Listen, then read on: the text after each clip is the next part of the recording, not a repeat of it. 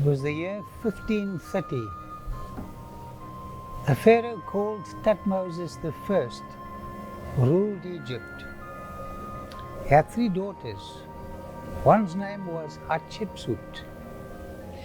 One morning she came here to worship Hapi.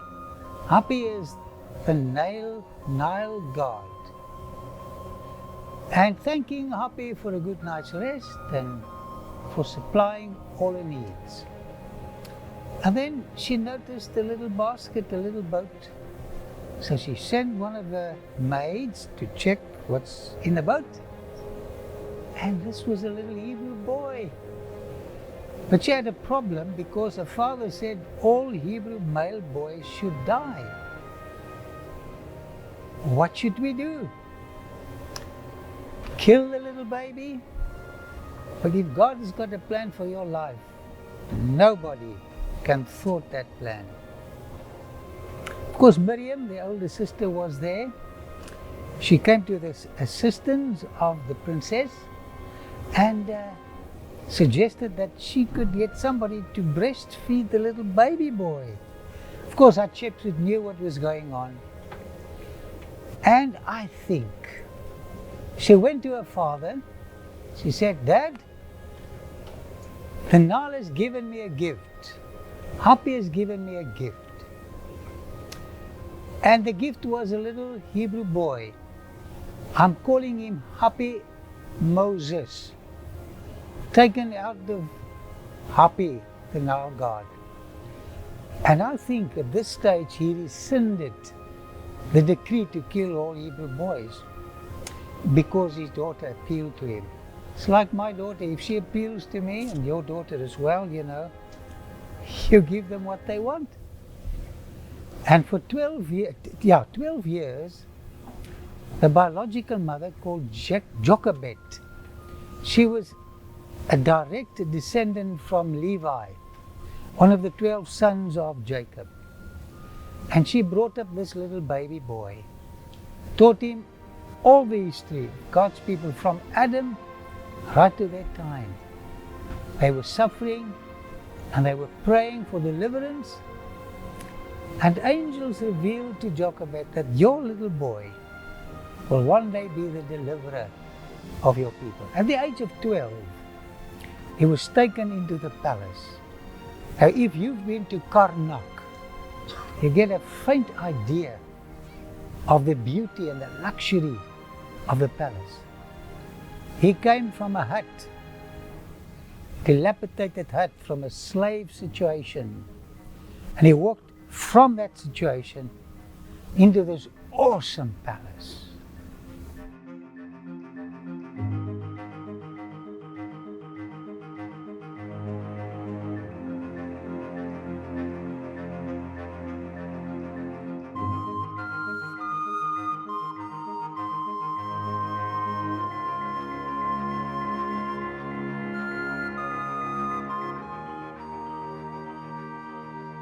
So Moses was transferred from poverty to wealth all of a sudden, and he had to adjust. So here we have a little conflict in the little boy. His mother taught him this way, there's only one God, the Creator God, monotheism, and here he finds himself in polytheism. Beautiful. And little Moses had to learn about all these different Egyptian gods. From a frog to a beetle, from a cow to a bull, from a bird to a snake. And he was bombarded with this. But this little boy decided he will be faithful to God. And after he got his education at the age of 40, the Bible said he was educated in all the wisdom of Egypt. He had so many PhDs, I don't think he could count them. And he thought, well, I've arrived. And God said that I will be the deliverer. This is my plan. I'll stage a coup, overthrow the Pharaoh, and with might we will destroy him. Maybe you've read the story in the Bible, if not, or the Quran, or the Jewish literature. Please read it, it's very interesting. So Moses thought the people would know. Sometimes we think people would know. People would understand. But he made a mistake. He had to flee from fame to shame. And if you've seen the desert in Egypt, can you imagine this mighty prince? He was offered the throne to become the Pharaoh of Egypt. He could have been the mightiest Pharaoh ever in history. And now he's fleeing in loneliness, full of shame and guilt, remorse. But if you've made a mistake, God specializes in people who've made mistakes. Eventually, he came to Mount Sinai, I believe, the mount. And there he met some ladies coming to fetch water. And he was a gentleman, of course. He spoke Egyptian fluently. And he assisted them. Made a good impression, and maybe one of them fell in love with this beautiful prince from Egypt. Well, that's the romantic side of the story. Let's carry on.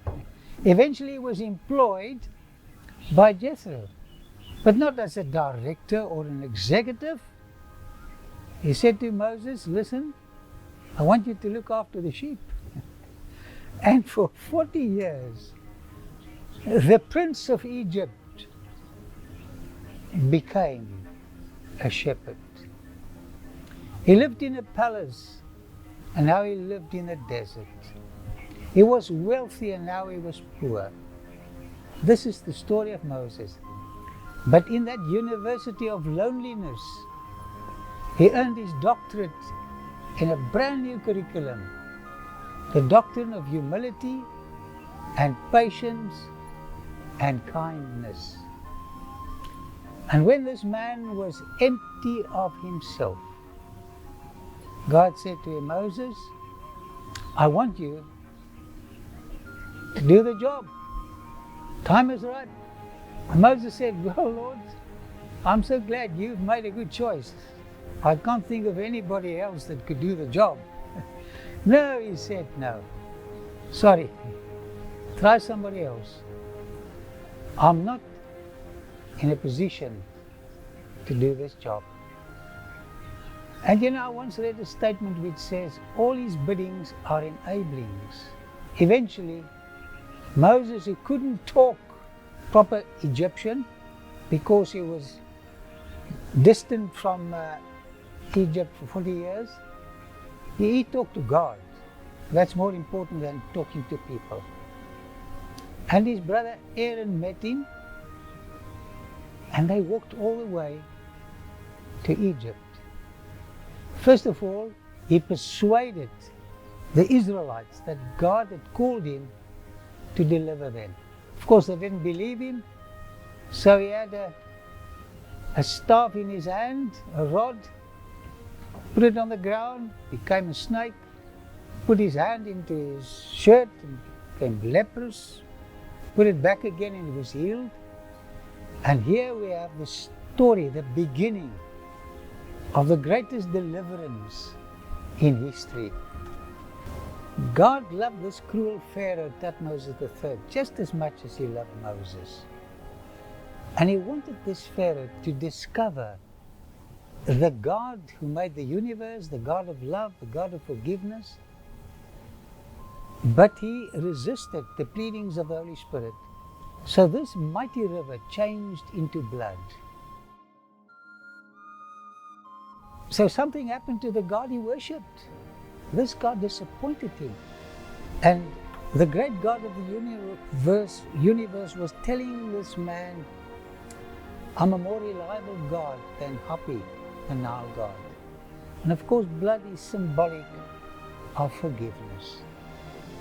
In changing this river into blood, he was telling Pharaoh that with me there is forgiveness, as mighty as the mighty Nile River. Change your devotion from the river to me. So the first God was destroyed. The theology was in peril. And when you go through all the plagues, the entire A polytheistic situation was destroyed. And God was pleading with Moses and with Pharaoh to reconcile and let the people go. So this is the story in brief about Moses and how God used him.